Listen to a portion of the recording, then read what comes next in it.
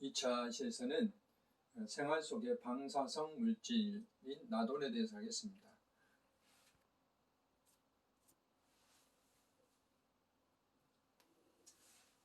라돈 포비아라는 말이 있습니다. 2년 전에 2018년 5월 3일 날 한 방송사에서 침대에서 라돈이 기준치보다 최대 9배가 검출됐다는 보도가 있은 이후에 우리나라가 이제 굉장히 혼란에 빠진 적이 있었죠. 왜 그러냐면 라돈은 세계보건기구 WHO가 지정한 1급 발암물질이기 때문에 그래요. 폐암을 유발시킨다 이 말입니다. 실제로 우리나라의 원자력 안전위원회에서 조사해 보니까 최대 9배까지 라돈이 검출되었고, 또 이제 실내 공기 기준인 200베크렐, 지금은 148베크렐로 바뀌었어요. 3배가 넘는 620베크렐이 검출이 됐다 이 말입니다. 베크렐에 대해서는 뒤에서 설명하겠습니다. 이것은 그동안에 우리들이 건강에 좋다고 인식되어 온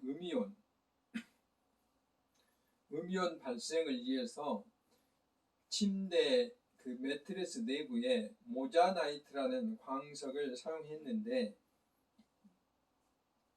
이 모자나이트에 같이 함유된 우라늄과 토륨이 있어요. 우라늄과 토륨은 이게 분해가 되면 라돈을 방출해요. 이게 이제 큰 문제가 있었던 것이죠. 그래서 이렇게 시민단체에서 침대를 리콜해라는 시위도 하고 그랬었는데, 그래서 이제 이런 그 사건을 계기로 우리가 라돈에 대해서 좀 더 새롭게 인식하는 계기가 됐는데, 실제 라돈은 우리 주변에서 이 침대 사건이 있은 이후에 이전에도 굉장히 많이 있었던 일이고 많이 알려져. 지하수에서 또는 건물에서 라돈 때문에 여러 가지 혜택들이 만들어지고 있었죠. 그런데 우리가 생활하는 이런 생활 기구에서 나오리라고는 이제 생각을 못했던 것이죠. 그래서 출몰이라고 썼는데, 라돈이 이제 주로 나오는 지역이 뒤에서 계속 반복적으로 하겠습니다. 오래된 주택, 대리석, 공동주택, 지하 수장고, 지하 공간입니다. 여기 측정해 놓은 건 라돈 I라는 그 간이 측정량 측정한 건데, 이건 제가 실제로 제가 새로운 아파트로 입주하면서 측정한 거예요. 보신 바와 같이 창문을 완전히 닫아 놓고 몇 시간 동안 방치하면 이렇게 142, 161, 여기 표시는 없지만 더 높게 검출된 적도 있어요. 그만큼 환기가 안 되면 새로운 아파트 경우에는 이렇게 시멘트, 콘크리트라든지 또는 일부 대리석으로 건축 자재가 되어 있다든지, 지금 이제 내년부터는 이런 건축 자재에 대해서도 규제를 합니다. 발생이 적게 된 건축 자재를 사용하도록 의무화를 합니다. 사전에 그걸 검사를 합니다. 그런데 그 이전에는 이런 게 규제가 심하지 않고 공기 중에 있는 라돈만 규제를 했거든요. 그러다 보니까 환기를 안 시키면 이런 문제가 발생할 수 있어요. 보세요. 환기를 시키면 농도가 뚝 떨어집니다. 그래서 특히 이렇게 오래된 주택, 대리석으로 된 공동주택, 지하 수장고, 박물관 같은데, 그다음 지하 공간, 이런데 지하철 공간이라든지 지하 상가라든지 이런 데는 아무래도 라돈의 농도가 좀 높을 수밖에 없다 하는 것입니다. 그래서 이제 이런 자료는 다 환경부에서 만든 자료인데, 라돈은 다른 방사능, 우리가 얼마 전에 일본에서 쓰나미가 있었을 때, 지진에 의해서 쓰나미가 있었을 때 후쿠시마에서 원자력 발전소가 이제 침수가 되면서 거기에 몇 가지 방사능 물질들이 배출이 됐는데, 거기에 이제 세슘하고 요드인데, 이런 것들은 인위적인 방사능이라고 그래요. 인위적인. 근데 라돈은 자연 방사능이에요. 왜냐하면 아까 우라늄 광석이나 이런 암석에서 주로 나오기 때문에 이 자연 방사능이라고 그래요. 근데 나도는 보이지도 않고 냄새도 없고 색깔도 없고 맛도 없고 그래서 무색, 무치, 무미 이러기 때문에 훨씬 관리하기가 어려운 거죠. 알 수가 없어요. 그래서 대개 암석, 토양, 건축 자재 속에 존재하는 우라늄이 붕괴되면서 생성이 된다면 우라늄 이제 238U 이렇게 표시를 해요. 원소 기호로는 이게 중간에 그 나듐이라는 걸 표현하고 그 다음에 이제 라돈이 만들어지거든요. 그러면서 이제 노출이 되게 됩니다. 그래서 이런 말로 표시를 할 수가 있고요. 그래서 자연에서 만들어지는 기체가 바로 나돈이다. 기체예요, 기체. 그러니까 이것은 환기를 시키면 쉽게 없어질 수가 있다. 여기는 굉장히 복잡한 과정이기 때문에 다 생략을 제가 하겠습니다만은 아무튼 암석에 우라늄, 대리석이나 화강석 이런데 이게 우라늄들이 포함되어 있어서 이것들이 이제 그 붕괴가 되면서 방사능 붕괴가 되면서 나듐이 만들어지고 그 다음에 라돈이 만들어진다 이 말이죠. 그래서 우라늄과 토륨이 분해되면서 나듐이 만들어지고 최종적으로 라돈이 만들어진다. 이렇게 이제 설명을 합니다. 그래서 우리나라의 화강암 그 분포들 주로 이제 이 화강암이나 또는 토양 중에 그 나듐 함량들을 이렇게 조사를 해보면 이렇게 높은 지역, 선 캄브리아계 화강암류 이렇게 5억 년이 넘는 것, 또 백악계 화강암류 이렇게 쭉 나오는데 대개 이런 화강암의 분포하고 나듐 함량의 분포하고 거의 유사하잖아요. 여기 높으면 여기 높고 여기 높으면 여기 높고 그래서 대개 우리 호남지방보다는 호남지방도 일부 있죠. 호남지방보다는 충청도 쪽하고 강원도 쪽이 높습니다. 일반적으로 나돈의 성분들이 이쪽에 화강석이 이렇게 띠가 분포되고 있기 때문에 그래서 물 지하수도 조사를 해보면 충청도 그 다음에 이렇게 강원도 쪽에서 높게 검출되는 것을 알 수가 있어요.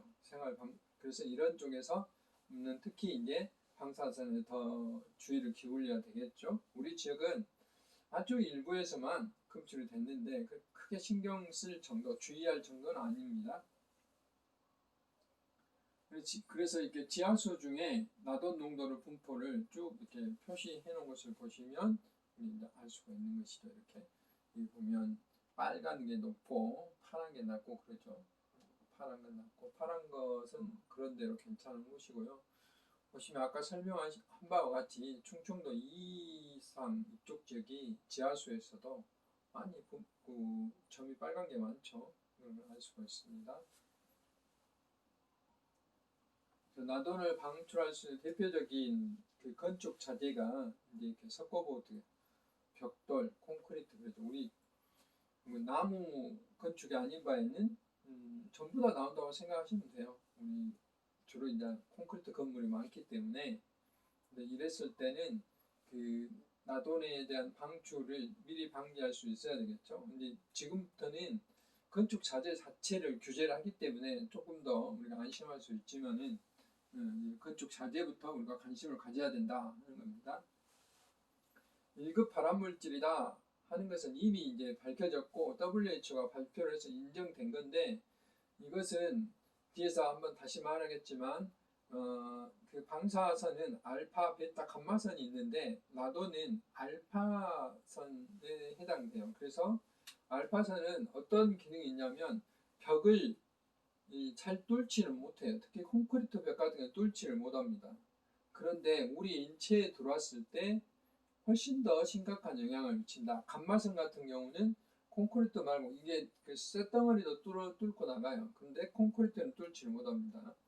대신에 우리 몸에 들어왔을 때는 그 영향은 조금 더 적다는 것인데 폐암에 의한 사망률을 이제 미국에서 조사해 보면 흡연, 담배 피는 사람들이 제일 많고 16만 명. 그 다음에 라돈, 실내 라돈에서 죽은 사람이 두 번째예요. 19,000명. 이렇게 라돈이 이제 좀 문제가 많다 하는 것을 알 수 있어요. 특히 이제 담배를 피면서 라돈까지 흡수를 해불면 치명적인 시너지 효과가 나타난다 이 말이죠. 거의 암에 걸릴 수 있는 확률이 높다 이 말이죠. 그 다음에 이제 그 라돈과 사고에 의한 흡연을 빼고 사고에 의한 것도 비교해 보면 라돈이 굉장히 높잖아요. 음주 운전보다 더 많습니다. 사망자가.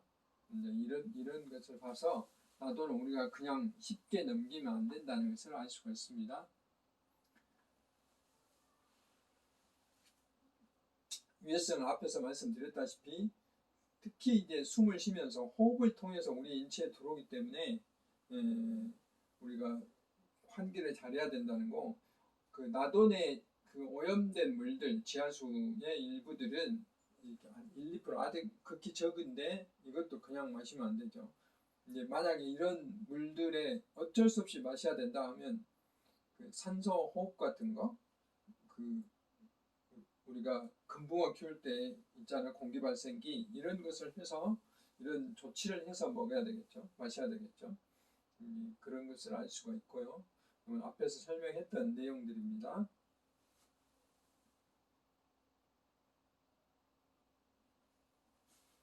그래서 이제 되게 그 라돈의 그 발암물질의 그 등급이 1군 발암물질이에요. 그러니까 이거는 확실히 발암물질이다 증거가 남겨져 있다는 것이죠. 여기 보면 인체에 대한 연구, 동물을 실험해서 암을 일으키는 물질은 충분한 결과가 나온 경우다. 담배, 라돈, 성면, 나듐 네 가지예요. 지금 우리나라는 금연 정책 펼치고 있고 성면 같은 경우는 이것을 사용은 금지되어 있고요. 이 성면을 해체할 때도 전부 검사를 거쳐서 그 전문 업체가 해체를 하도록 돼 있어요. 라돈 이렇게 1군 발암물질이 있고 그 다음에 2A군, 2B군, 3군, 4군 이렇게 나눠주는데 되게 이제 우리가 그 2군 발암물질 같은 경우는 추정 가능이기 때문에 거의 이제 발암물질이다라고 이제 말을 할 수가 있습니다. 그래서 우리가 특이한 것은 야간 근무를 교대로 한다. 그러니까 생체 리듬이 이렇게 벗어나는 것도 그 2군 발암 물질이라고 할 수는 없죠. 이것은 2군 발암의 행동이다라고 할 수가 있어요. 그다음에 석유 정제할 때 나오는 여러 가지 물질들 이런 것들이 이제 발암물질이다. 예를 들면 뭐 벤젠, 톨루엔 이런 것도 우리는 VOC 물질이라고 그러는데 여기에서 나오는 그런 물질들은 발암 추정 물질이다 이렇게 이야기를 할 수 있습니다. 그 외에 이제 전자파라든지 이런 것들은 이 발암 가능 물질 이렇게 이야기를 할 수가 있습니다. 이렇게 이제 발암 물질의 그 등급을 이렇게 정하고 있다. 어떻게 우리 실내로 들어오는지 이렇게 사파로 그려놓은 거죠. 되게 이렇게 그 건물이 갈라진 틈으로 그러니까 오래된 집이 좀 더 주택들이 위험하다는 거죠. 토양 속에서 이렇게 틈새로 들어올 수 있어요. 그 틈새를 잘 막아야 되는 거고 기체이기 때문에 또는 그 벽돌 틈으로도 이렇게 들어올 수 있고 또 벽돌 내에 그 구멍들이 뚫려 있어서 들어올 수도 있어요. 그다음에 바닥과 벽의 이음새를 통해서 들어올 수도 있다 하는 것을 알 수가 있습니다. 심지어 여기 보면 지하수를 이용했을 때 지하수 물속에 들어있을 수도 있고 건축 자재에 들어있을 수도 있고 또 접합이 느슨해서 그쪽을 통해서 들어올 수도 있고 그렇습니다. 그래서 우리가 그 주의를 기울이지 않으면 여러 군데서 이렇게 들어올 수 있어요. 그러니까 이런 그 틈새들을 잘 메꿔야 되고 또 이제 환기를 잘 시켜야 되는 것이죠. 그런 이야기들이 써져 있습니다.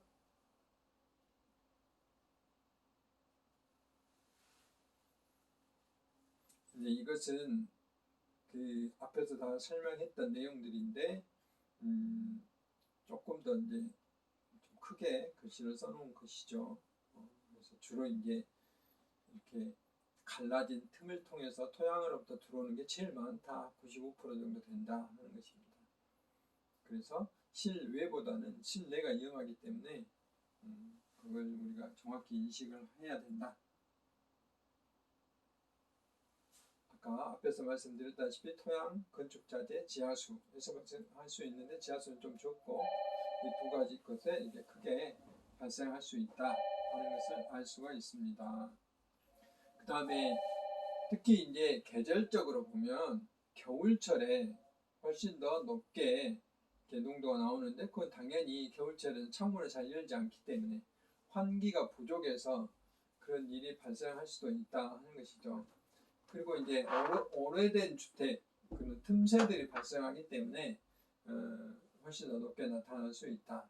그래서 앞에서 한 번씩 다 이야기를 했던 것인데 그 단독주택이 이제 이렇게 토양에 접해서 짓기 때문에 어떤 틈새가 있으면 그런 가능성이 더 많은 것이다라고 이야기를 할 수도 있고 또 지역적으로는 화강암 지역에서 더 높게 나타날 수 있고 계절적으로는 환기를 적게 한 겨울철에 더 문제가 될 수도 있다.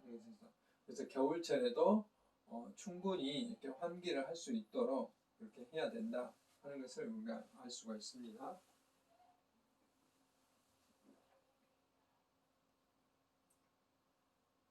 그래서 이제 국가적으로 나돈의 농도를 정해서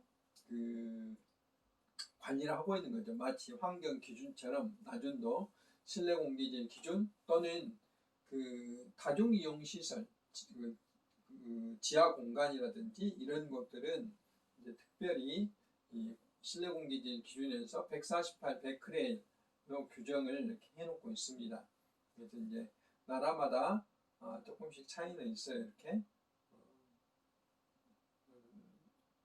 각국의 실내 공기 중에 나돈 농도 비교해서 이렇게 표시를 해놨는데 여기는 이제 기준이 아니고 농도 비교인데 우리가 좀 특이한 것은 핀란드나 스웨덴이나 이게 북유럽이 좀 높다. 일반적으로 환경이 이런 좀 굉장히 좋다라고 생각했는데 이게 좀 더 높다 하는 것은 여기가 이제 그 실내 생활을 많이 하기 때문에 그런 것 같아요. 그다음에 나돈 측정을 어떻게 하냐? 제가 이제 앞쪽에서 그 나돈아이라는 간이 측정하는 방법도 알려드렸는데 뭐 그렇게 측정하면 됩니다. 그래서 여기 보시면 이런 검출기를 이용하는 방법들이 있고요. 이건 되게 이제 좀 전문 용어로는 알파비적 검출기라고 이제 이야기해요. 알파 트랙 디텍터라고 이제 표현을 하는데 그런 방법으로 하는 것도 있고 또는 뭐 활성탄으로 나돈을 이제 흡착시켜서 하는 방법도 있고 또 여러 가지 방법들이 있습니다. 또 여기 제가 근무할 때는 여기 있는 것처럼 리드웨스를 이용해서 헝가리에서 개발한 건데 장기간 한 3달 정도 방치해놨다가 그걸 해수를 해서 측정하는 이런 방법도 이용했습니다.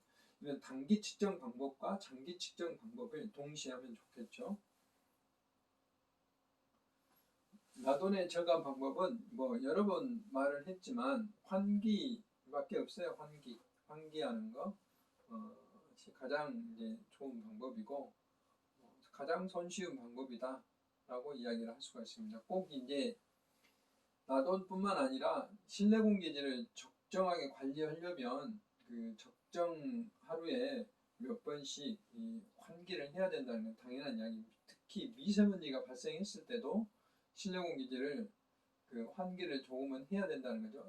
왜냐하면 우리가 공기청정기를 아무리 가동을 하더라도 문제는 이산화탄소 우리가 호흡하면서 내뱉는 이산화탄소는 저감시켜주지 못하기 때문에 그런 것입니다.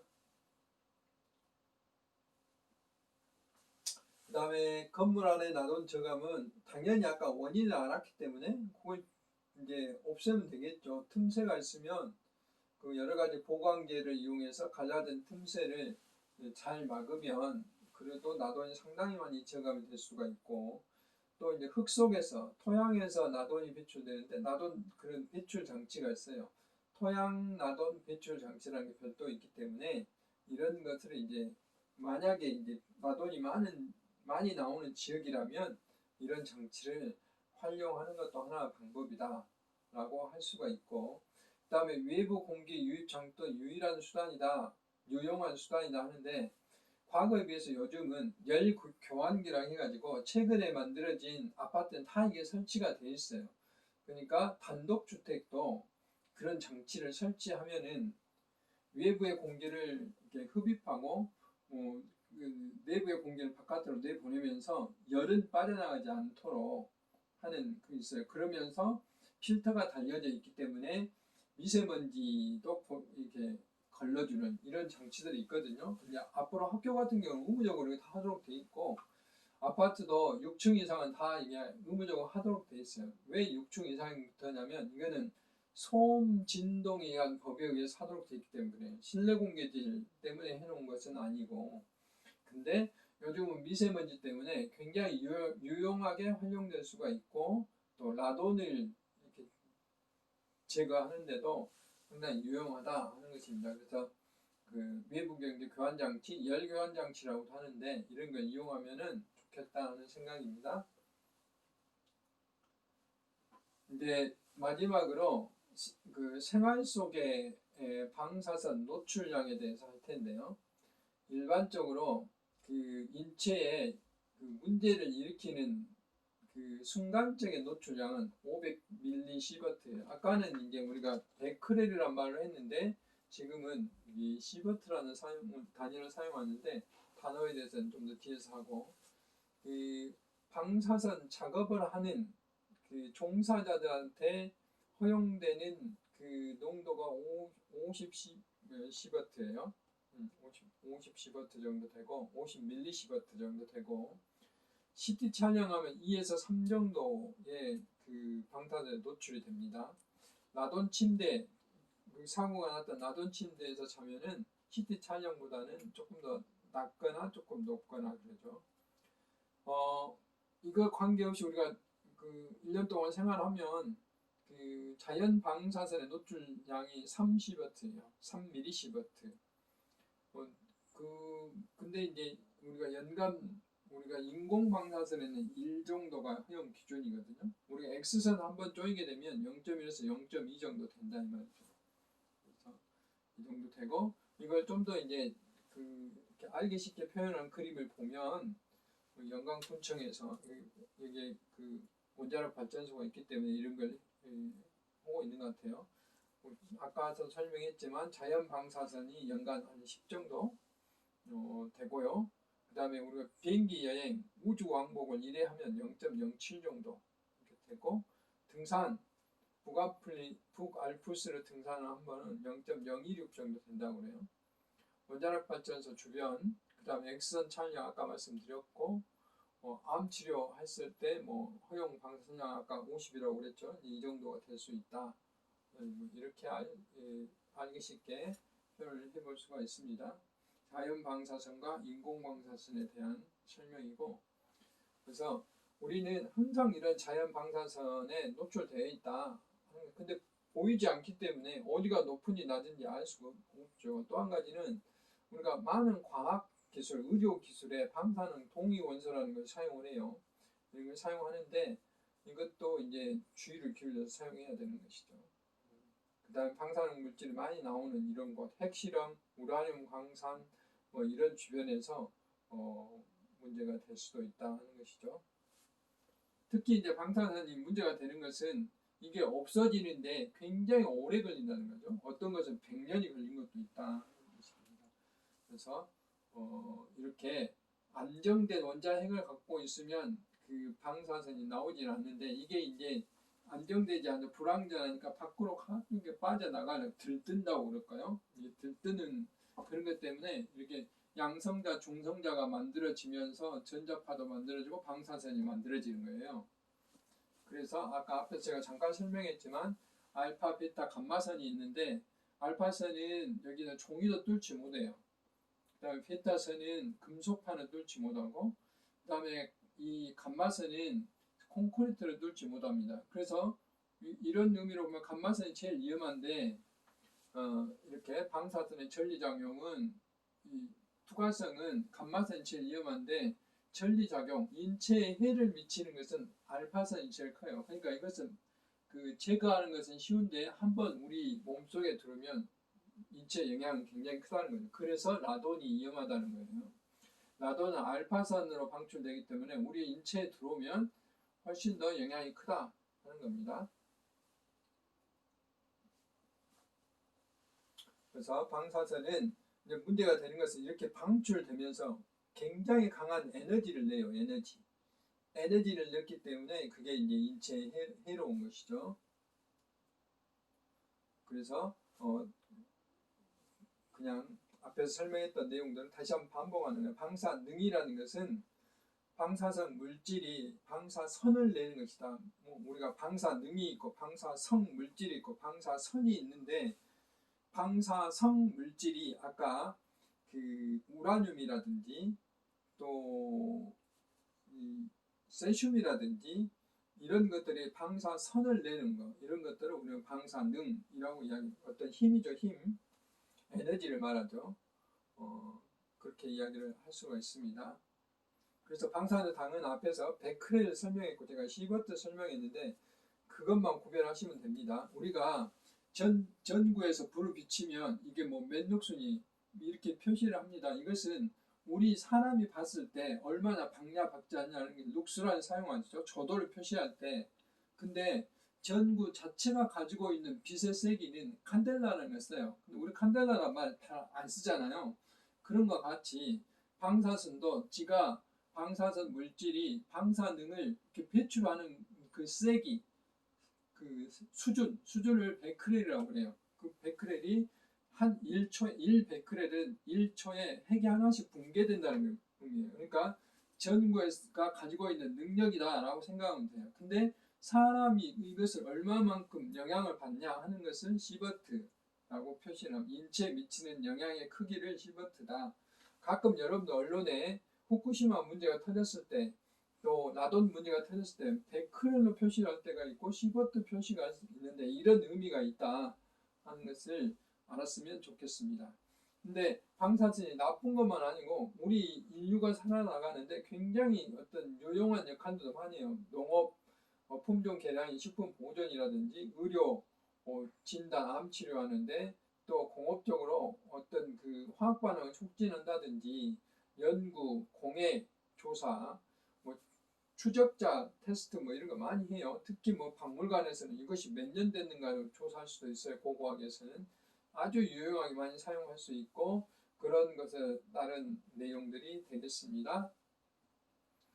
특히 이제 우리가 관심을 기울이는 게 지금 이제 아직도 후쿠시마 원자력 그 때문에 지금 그 방사선 폐수를 버리니 많이 하고 있는데 방류를 많이 하고 있는데 그 주 원인이 세슘 137하고 요도 131인데 세슘은 반감기가 무려 30년이에요. 요도는 8일밖에 안 되지만 요도는 우리 이제 해저류를 많이 먹었을 때도 그렇고 또 그 방사능 치료를 많이 받는 그러니까 병원 폐수 같은 게 요도가 많이 들어있을 수가 있어요. 그러니까 병원 폐수를 별도로 엄격하게 관리를 하고 있잖아요. 이제 이런 것이다.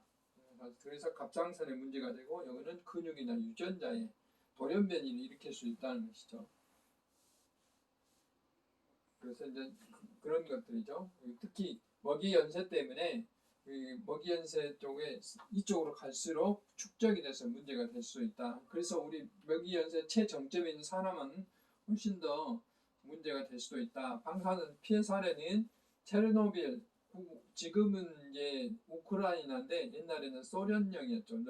러시아의 체르노빌에서 1986년도에 거기에 있는 작업 인부들의 실수로 굉장히 문제가 돼서 지금도 죽은 땅으로 이렇게 관리가 되고 있죠. 그만큼 방사선은 한번 오해되면 30년, 100년까지 이렇게 문제가 되기 때문에 주의를 기울여야 되겠죠.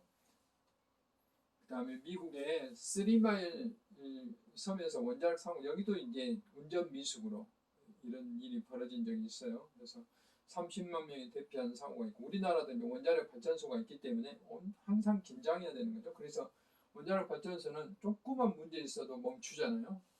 그런 것이다 하는 것이고 피해 등급은 이렇게 0부터 심각한 7등급까지 사고 등급을 나눠서 국제 원자력 위원회에서 관리를 하고 있고, 세계적으로 원전 사고가 일어났던 대표적인 어떤 일본의 후쿠시마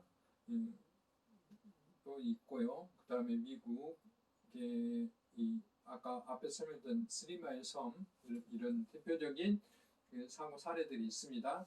그래서 이번 시간에는 주로 이제 우리하고 그 접촉이 쉬운 나돈에 대해서 이렇게 주로 설명을 했고, 방사선에 대한 기본적인 설명을 했습니다. 그러니까 쉬었다가 3차 시에서 만나 뵙도록 하겠습니다.